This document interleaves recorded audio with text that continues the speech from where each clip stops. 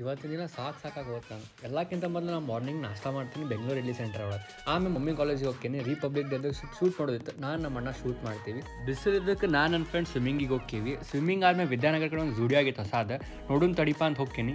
Literally ನಾನು shock ಆಗೀನಿ, ಅಷ್ಟು ಮಸ್ತ್ ವೆರೈಟೀಸ್ ಆಫ್ ಕಲೆಕ್ಷನ್ಸ್ ಅದಾವ. ನನಗಂತೂ ಭಾಳ ಲೈಕ್ ಆತ.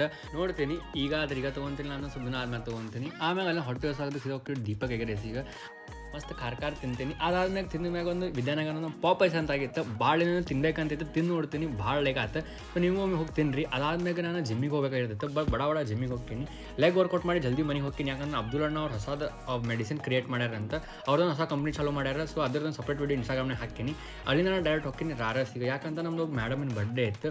ಸೊ ಅವರಿಗೂ ಬಡ ವಿಶ್ ಮಾಡ್ತೀನಿ. ವಿಶ್ ಆದ್ಮೇಲೆ ಅಲ್ಲೇ ಆಗಸ್ಟ್ ಅಣ್ಣ ಬರ್ತಾರೆ. ಸೊ ಅವ್ರಿಗೂ ಬೆಟ್ ಹಾಕಿನಿ. ಭಾಳ ದಿನ ಬೆಟ್ ಹಾಕಿಲ್ಲ. ಇಲ್ಲಿ ಬರ್ತೈತಿ ಗೋಳಿ ಸೋಡಾ ಅಂತಂದ್ರೆ ಫಸ್ಟ್ ಟೈಮ್ ಟ್ರೈ ಮಾಡ ಅಂತೀನಿ. ಭಾಳ ಅಂದ್ರೆ ಭಾಳ ಮಸ್ತ್ ಐತೆ.